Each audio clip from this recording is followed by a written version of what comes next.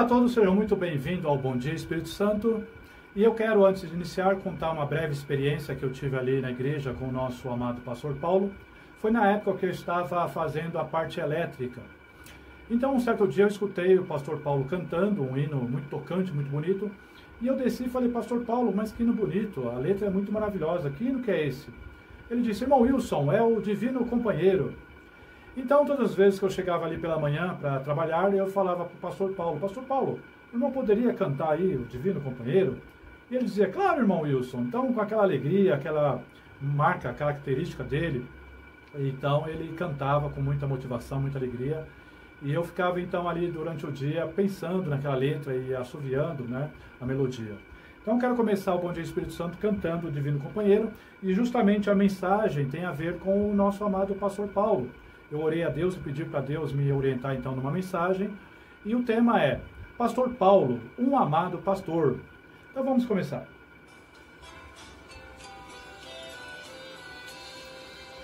Divino companheiro no caminho, tua presença sinto logo ao transitar.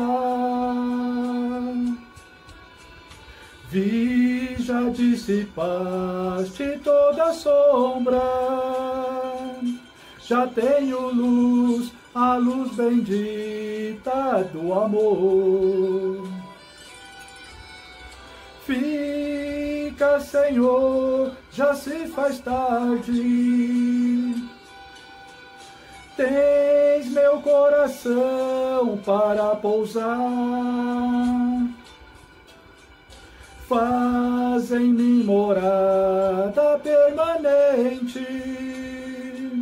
Fica, Senhor, meu Salvador.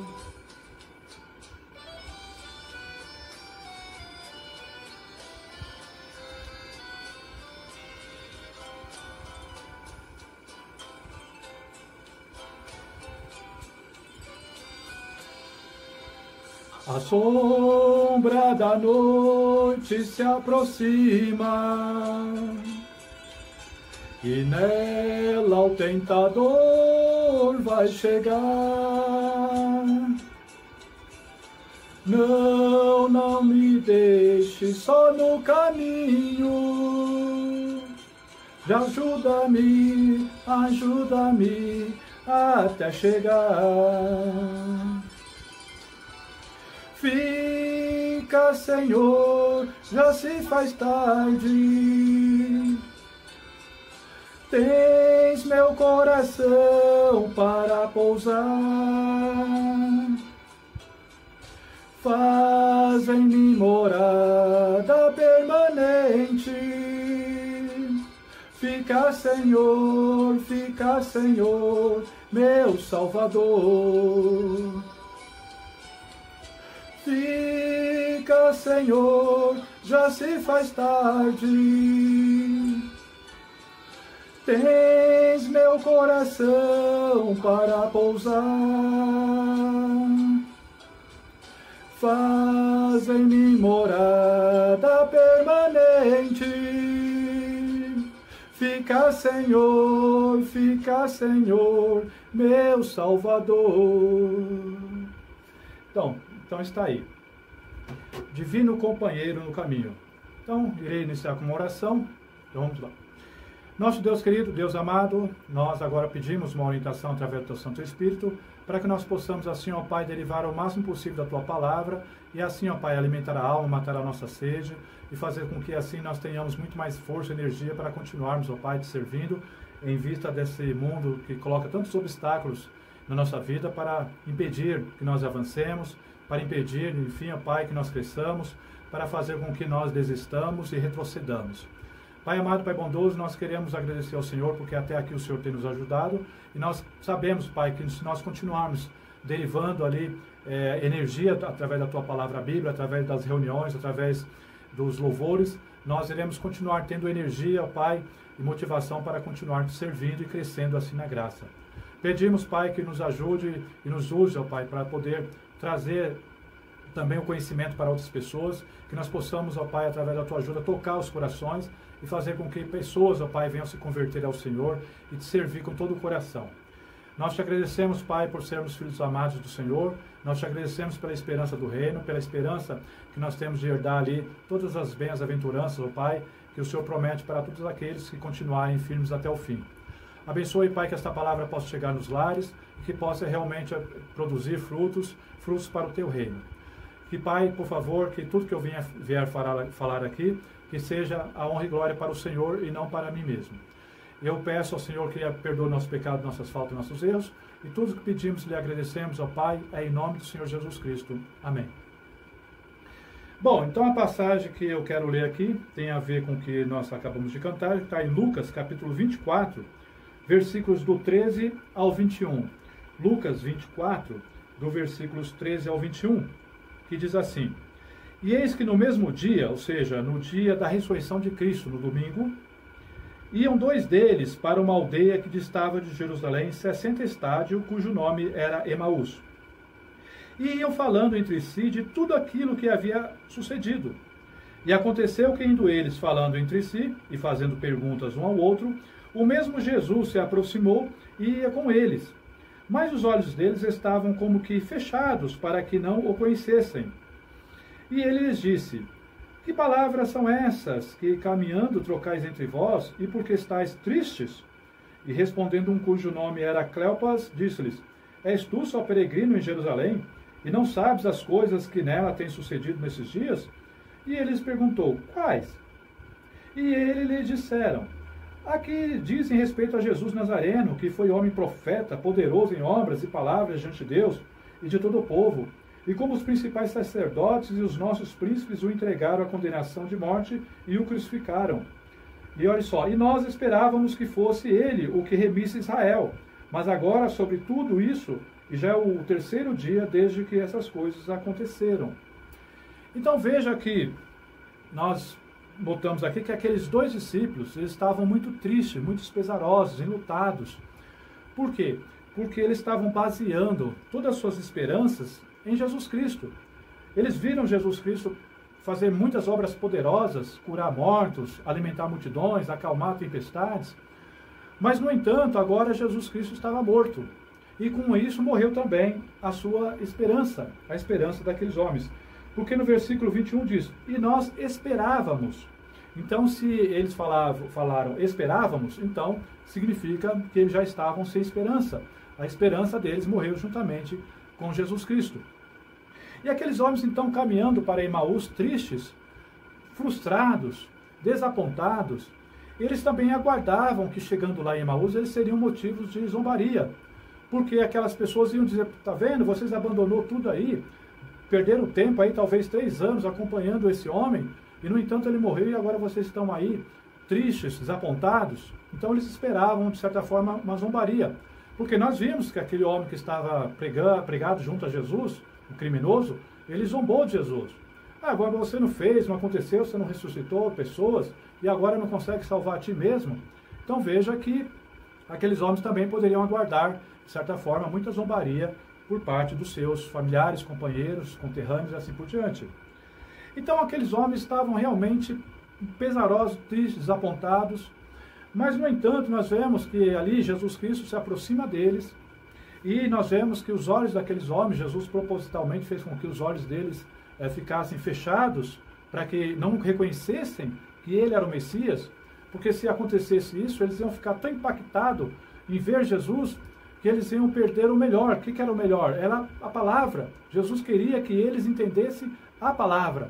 Então Jesus começou a explicar para eles, e Jesus disse: vocês são muito devagar no que se refere a acreditar nas coisas, vocês são muito lentos no que se refere a entender as Escrituras, porque não era necessário que tudo isso acontecesse.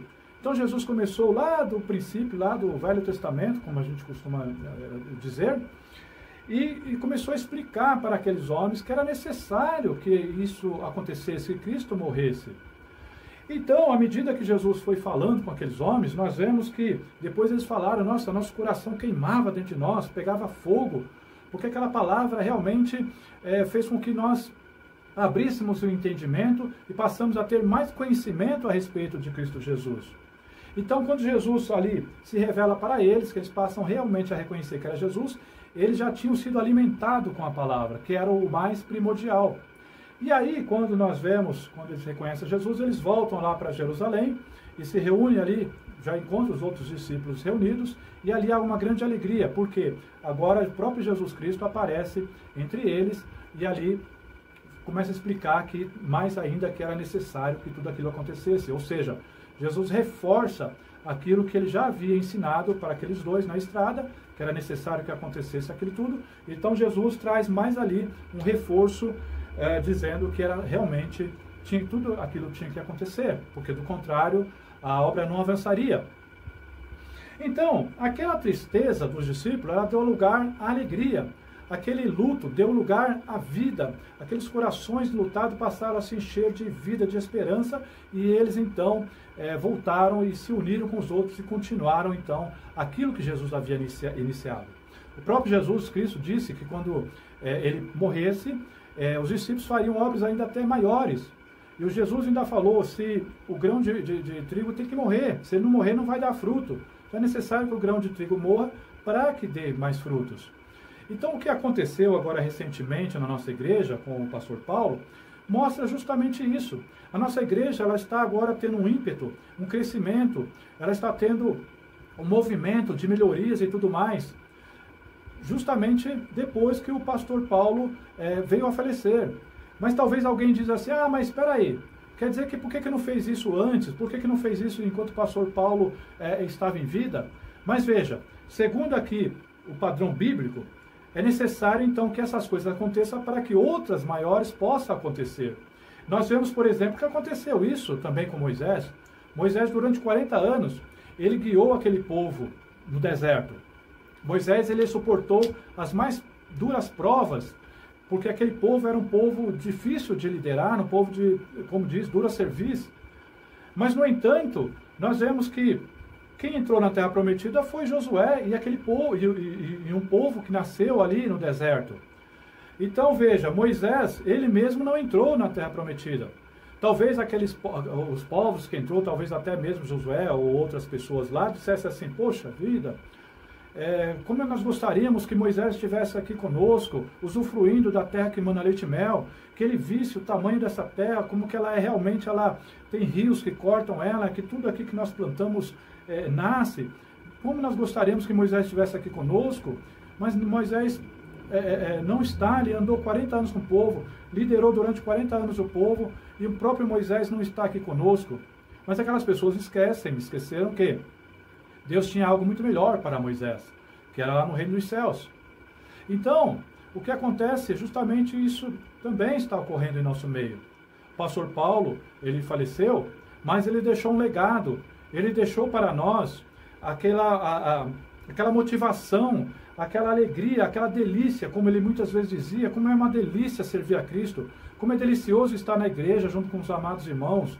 Então o pastor Paulo, ele deixou esse legado para nós, ele deixou essa herança maravilhosa para nós, que nós devemos continuar seguindo aquilo, os seus ideais, aquilo que ele projetou para a igreja, aquilo que ele idealizava, de ver a igreja cheia, não é isso mesmo?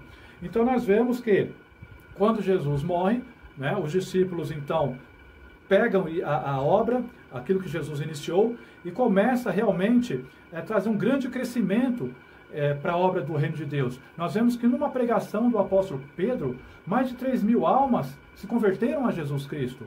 Então veja que aquilo que Jesus falou realmente deveria acontecer, que quando eu partir, o próprio Jesus falou também numa outra ocasião, que quando o Filho do Homem fosse levantado, ele atrairia muito a ele. Ok? Então o que está acontecendo é justamente isso. O pastor Paulo morreu, mas ele também já sabia disso, tá? Ele já estava preparando um sucessor, que é o nosso amado pastor Luciano, porque ele também já sabia que essa obra iria crescer, grandes coisas iriam acontecer, mas quando ele partisse. E é o que está acontecendo. Então, se você que está desejoso de ajudar, de ver a igreja cada vez mais crescer, melhorar, mais pessoas virem a conhecer a Cristo, nós melhorarmos ali o conforto da igreja e tudo, se você está com esse desejo, não fique pensando, mas se eu for fazer isso, as pessoas talvez vão dizer, ah, mas por que você não fez isso enquanto o pastor Paulo estava vivo entre nós? Não, não pense assim, porque nós vemos que, mais uma vez frisando, que o próprio Jesus Cristo disse que o crescimento só se daria quando ele fosse embora, quando ele morresse.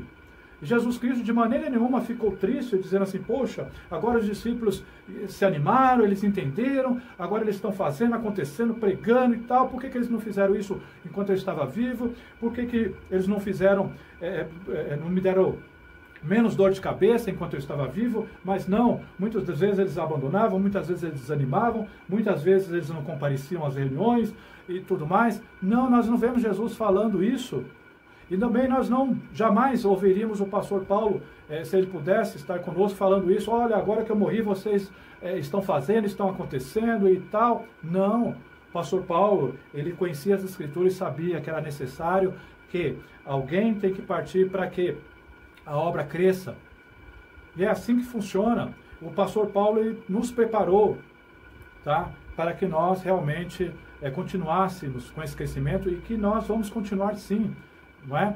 Então, mais uma vez, agora é a hora de nós realmente pegar e falar, pastor Paulo, esse era o seu desejo e nós queremos realmente cumprir com aquilo que o Senhor deixou de herança, de legado para nós. Nós queremos realmente vestir a camisa do Senhor e continuar em frente, porque também isso irá acontecer conosco no futuro.